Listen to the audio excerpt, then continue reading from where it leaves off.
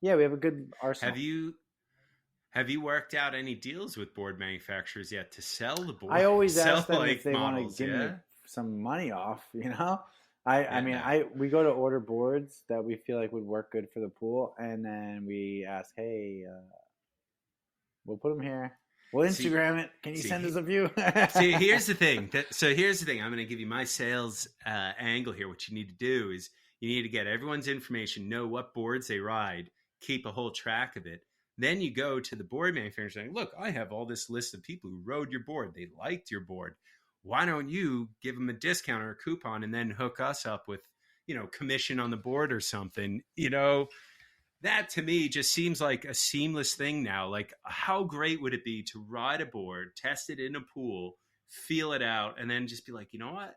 I like this. I want to buy it, and just make it so simple. Yeah. One day. Well, there you go. If you ever want to set it up, let me know because. All right. Petro, Mark Petrocelli, let's do this. I think that would be great, and I think streamlining stuff like that, and like we're coming into that kind of world. I think that would be amazing. Right now, I'm in the trenches, and I'm just like rifling shots over my head. Like I'm just trying to keep people stoked and in the water and surfing. But do I think that's an amazing idea that should streamline the process of board sales? Definitely. And I would love to implement these kind of things in the future once we have more time, Awaco was way too ahead of its time, I think. They just kind of missed out on the boom of the pools because that model would work really well Which for one? it, I think. Awaco, Waco?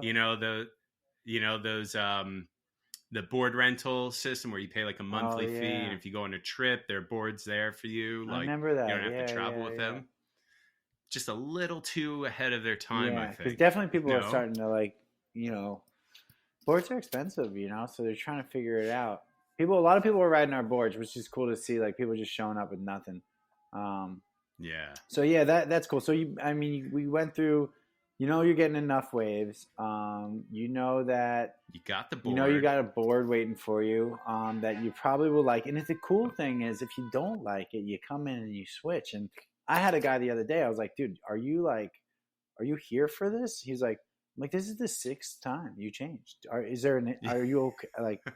Like, is there an issue? Like, is there something you can't? He's like, no, man, this is my favorite part of the process, man. I was like, yes.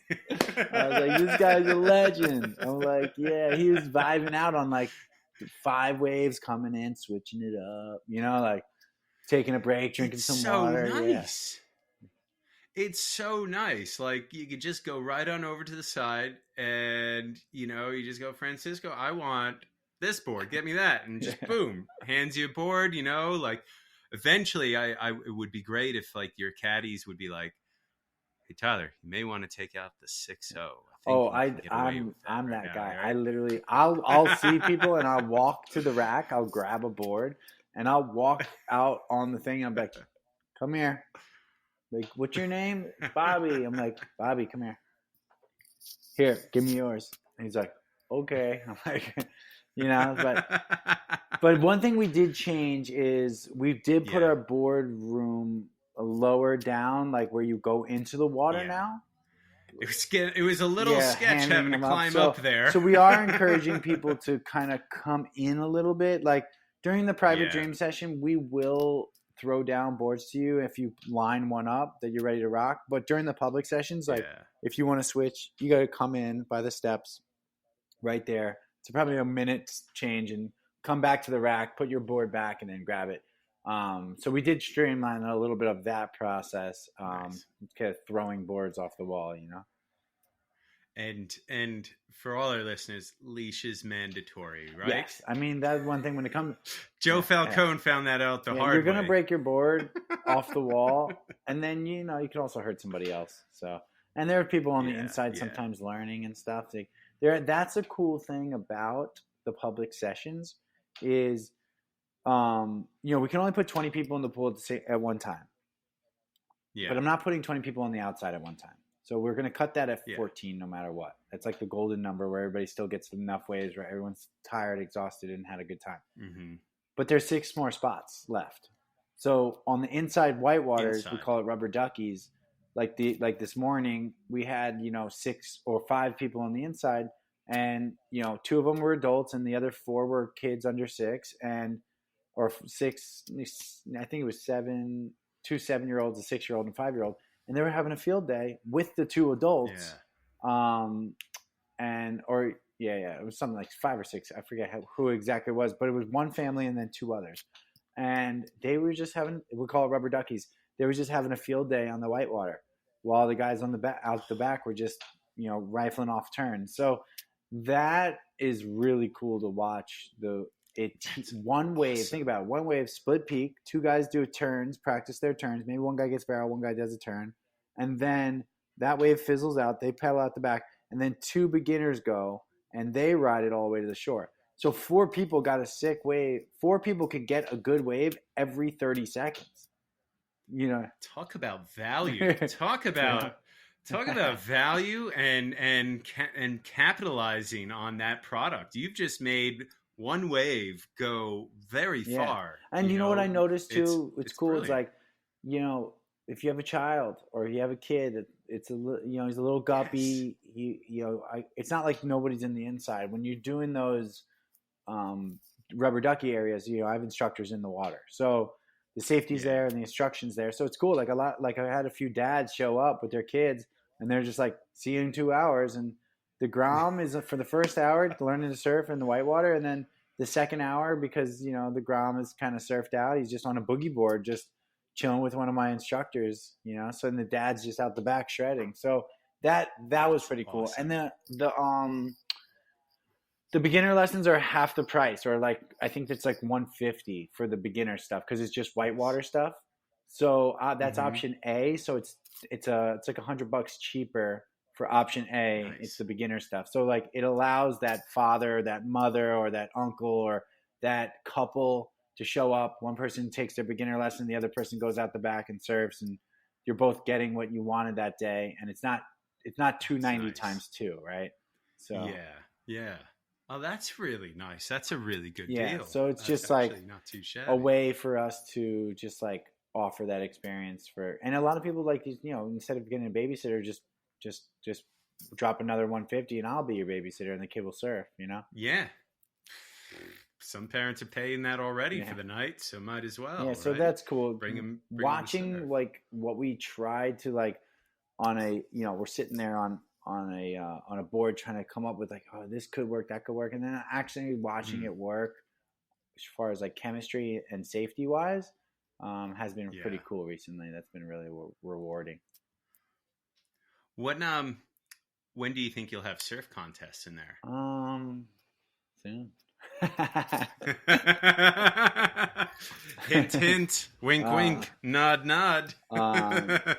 You'll probably be hearing something pretty soon. If you do it, you have to have I think you have to have it broken down by weight division as opposed to like age or even skill. Man. There's some Kung Fu Pandas out there, bro.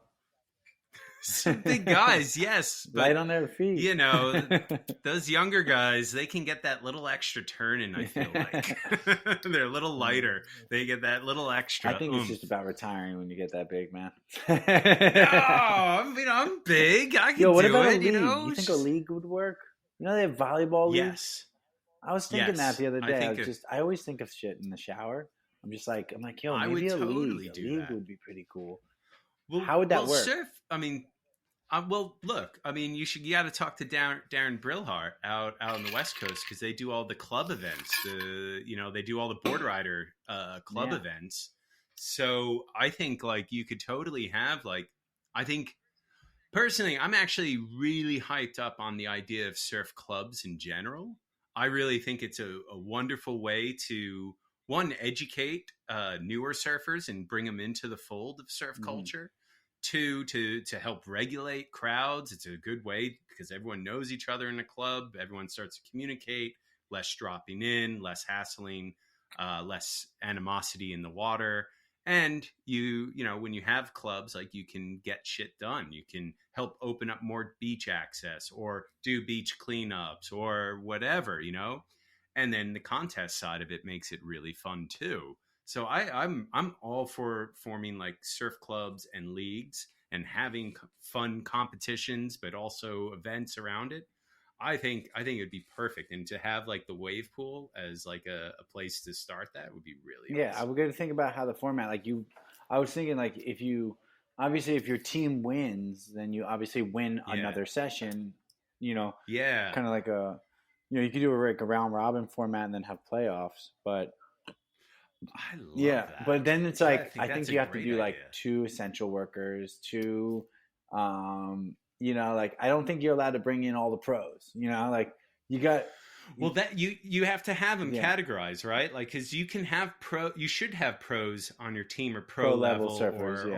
or because they do that, and then you have like a lower one, and if you were to judge, you just do a handicap. Yeah. Then maybe that's like kind of you handicap the lower ones so that the scores all can kind of reflect their skill level Yeah, properly. that's the way to do it. It's a I was thinking like, it's yeah, a like it's a you have almost like your, I don't know, you got to like figure out either your like weight classes or your, I don't know, I was thinking like different level like workers, everybody has to have one essential worker and one yeah. white collar, one Well, I blue like collar, that too. one, I don't know. Yeah. I don't really know how to do it, but I think it would be cool. Some kind of like summer league, I think people would be really into it, and I think you could do. I think there's a lot you could We'll do. make with it. rash Not guards just and like stuff. Can you imagine like a game? rash Remember guards. Dodgeball, the show, or the Yeah, movie? I mean, you could live stream it, which is also awesome. You can have like commentating. You can have the It's a great way then to sell sponsorship. There's a lot I think you can totally do with it, and I'm yeah, let's get a surf team together. Let's get some surf team Swell competitions. seasons league, summer league. Yeah. I was thinking more like, yeah, we could do the Swell season surf Yeah. team, and and then you get the surf shops involved too. You get the Sundown Surf Shop, the Unsound team. Like back in the 80s, that used to be the thing. Will, like, I don't know if you remember, but like when I was a kid, I remember going to my dad's shop and like we had the most kick-ass surf team in the late 80s. We had Charles Bernowich, Chris Fay, Albert Prisco, like they were Eric Eichen, it was just like so many, like it was amazing. They had a whole meeting, a team meeting, a surf team meeting. And my dad's partner's like, all right, guys, you got to go out and do well in the contest and you have to get exposure for the Eastern Surf magazine. It was just really kind of cool. And I remember like Sea Level had like their own like sweats and everything. And Rick's had their team, and it was just like it was kind of cool, and I would love to see that come back. That could be amazing. That would be sick. It's funny. My aunt, she passed a couple weeks ago, but she was on the Gilgo Beach surf team, and my uncle sent me a picture of her jacket, and it said Sharon, and it was my mom's sister, and she. No way. She got third in East Coast Surfing Championships in I think 64. Yeah, 60 something. Yeah, the first one in Gilgo that John Hannon had. Yeah.